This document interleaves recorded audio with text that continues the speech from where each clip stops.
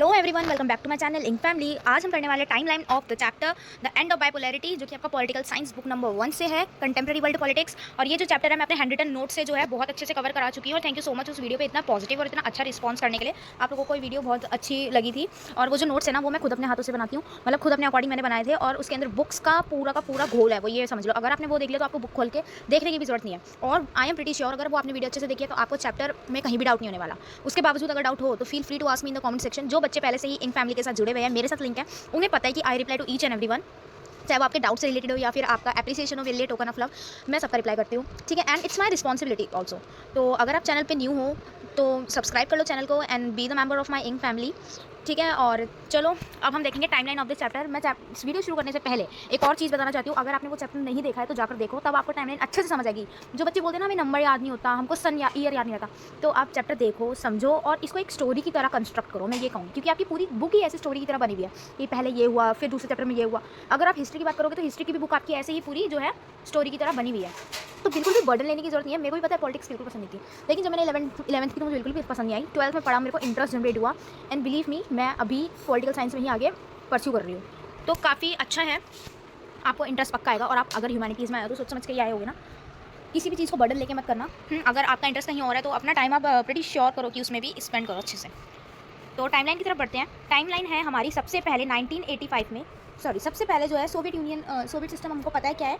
Soviet system जो है वो हमारा जहाँ पर सब कुछ जो है गवर्नमेंट के थ्रू बना हुआ होता है। 1917 में एक सोवियत रेवोल्यूशन हुआ था, जिसके अंदर सोवियत का मतलब होता है सोशलिज्म की आइडियोलॉजी होती है। सोशलिज्म मतलब सब गवर्नमेंट, प्राइवेट का कोई हाथ ही नहीं है। अगर स्कूल भी होंगे वो भी सरकारी, जॉब भी होगी वो भी सरकारी, एवरीथिंग इज गवर्नमेंट।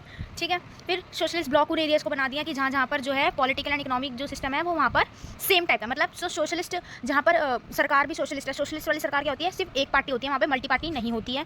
ठीक है, और अपोजिशन अलाउड नहीं होता है कि कोई उनके विरुद्ध नहीं खड़ा हो सकता। जैसे इंडिया में मल्टी पार्टी है ना, वैसे वहाँ पर ये सब नहीं होता। तो उसी को कहते हैं सोशलिस्ट ब्लॉक। मान लो फॉर एग्जाम्पल ले रही हूँ, जस्ट एन इंस्टेंस, दिल्ली है, मुंबई है और यूपी है। ये तीन जो स्टेट्स हैं, इनमें ना सिंगल पार्टी वाला रूल चलता है। तीनों में जो है बीजेपी का रूल चलता है और अपोजिशन अलाउड ही नहीं है कि कोई और पार्टी आकर यहाँ पे रोक नहीं जा सकती। तो इन्होंने क्या बोल दिया, वन पार्टी, और यहाँ पे सब गवर्नमेंट कर दिया। तो इन्होंने अपने आप को सोशलिस्ट ब्लॉक कर दिया, मतलब कि सिर्फ इसी एरिया में जो है ये चीज़ें रहेगी। अब कैपिटलिस्ट इकोनॉमी क्या होती है, सोशलिस्ट की उल्टी कैपिटलिस्ट में सब कुछ प्राइवेट होता है। यूनिपोलर सिस्टम मतलब जहाँ पर एक डोमिनेटिंग हो, only one super power. Multipolar मतलब जहाँ पर बहुत सारी सुपर पावर हो, ये आप नेक्स्ट चैप्टर में पढ़ने वाले हैं। एलिटेरियन सोसाइटी मतलब जहाँ पर इक्वालिटी हो। अभी क्या है हमारी, मतलब अभी हुई नहीं है बहुत जगहों पर हम स्टेप ले रहे हैं ना एक एलिटेरियन सोसाइटी बनने के लिए, इक्वल, सबको इक्वल अपॉर्चुनिटी मिले। लार्जेस्ट ग्राज से सेल, तो मतलब कि औने पौने दामों में चीज़ों को बेच देना। जिसकी कीमत 10,000 रुपया, उसको 100 रुपये में बेच दिया। ये कोई मार्जिन हुआ, ये कोई दाम हुआ, नहीं हुआ ना। इतने गंदे दाम में बेचना, एकदम गिरे हुए, इसको कहते हैं लार्जेस्ट ग्राज सेल। शॉक थेरेपी क्या हुआ, अब आपने चैप्टर पढ़ा होगा, अगर नहीं भी पढ़ा होगा तो डोंट वरी, मैं हूँ ना। शॉक थेरेपी में क्या था, एकदम से आपकी कोई आइडियोलॉजी है उसको आप सडन चेंज कर रहे हो। जैसे इसमें क्या हुआ था कि ना, जो यूएसएसआर था वो सोशलिस्ट था, सब कुछ गवर्नमेंट कर रही थी, लेकिन इनको सडन एकदम से चेंज हुआ कि सब कुछ अब गवर्नमेंट की जगह प्राइवेट सेक्टर करेगा। तो प्राइवेट लिस्ट आया एकदम से, तो जिससे क्या हुआ, शॉक थेरेपी हो गई, सब कुछ इनका हिल डुल गया। वर्ल्ड बैंक से इन्होंने लोन लिया ताकि जो है अपनी इकोनॉमी को बढ़ा पाए। अब टाइमलाइन क्या है इसकी, 1985 में जो है मार्च के अंदर मिकेल गॉर्बाचेव, जो कि था general secretary of the communist party, वहाँ पे भी चाइना की तरह कम्युनिस्ट पार्टी चलती थी, ये था। और बोरिस येल्सिन जो था वो हेड कम्युनिस्ट पार्टी था मॉस्को के अंदर, और initiate series of reform in Soviet union. 1988 में लिथुआनिया ने सबसे पहले इंडिपेंडेंस मूवमेंट करी थी। लिथुआनिया भी जो है यूएसएसआर का पार्ट था। हम सबको पता है 1991 में यूएसएसआर जो है वो डिसबैन हो गया था और उसकी जगह क्या बन गया था, रशिया बन गया था। उसका फाउंडर कह लो या फिर सुपीरियर कह लो, वो रशिया बन गया था उसका। ठीक है, 1988 में सबसे पहले लिथुआनिया ने डिमांड करी थी इंडिपेंडेंस की। फिर अक्टूबर 1989 में क्या हुआ, सोवियत यूनियन ने डिक्लेयर कर दिया कि वॉर्सो पैक्ट अब नहीं है। वॉर्सो पैक्ट की जो है वो फ्री है अपना फ्यूचर डिसाइड करने के लिए। बर्लिन वॉर भी इस टाइम ही गिरी थी। तो वॉर्सो पैक्ट क्या था, जैसे नाटो कहाँ का, यूएसए का नाटो है ना, आर्मी वाला, वेपन्स वाला, हथियारों वाला, लड़ाई झगड़े के लिए जो इनके यूनियन बने होते हैं, वो नाटो है एक, और एक था यूएसएसआर का वॉर्सो पैक्ट। अब फरवरी 1990 में क्या हुआ, गॉर्बाचेव जो था सोवियत कम्युनिस्ट पार्टी का, 72 ईयर लॉन्ग मोनोपोली चली थी उसकी। अब यहाँ पर मल्टी पार्टीज आने लग गई थी तो गॉर्बाचेव हट गया। लिथुआनिया जो है इंडिपेंडेंट हो गया 1990 में। और जून 1990 में क्या हुआ, रशियन पार्लियामेंट ने खुद को आज़ाद कर दिया फ्रॉम सोवियत यूनियन।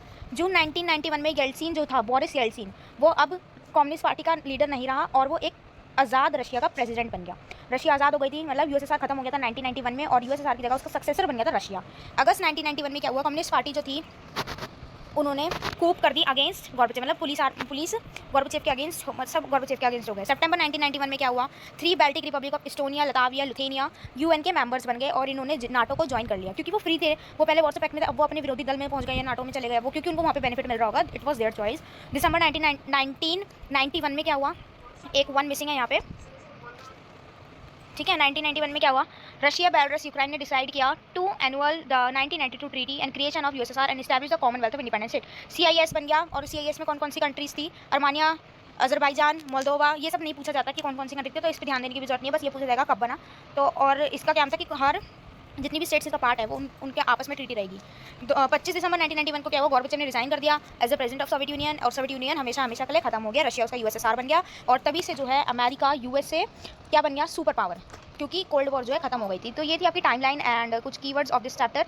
जो मेन हैंड रिटन नोट्स है उसका लिंक साइड में आ रहा होगा, कर लेना, और जो हैंड रिटन नोट्स है ना वो कर लिए तो बुक उठाने की जरूरत नहीं, क्योंकि मैंने वो बिल्कुल बुक से देखकर ही एग्जैक्ट बनाए थे। वीडियो अच्छी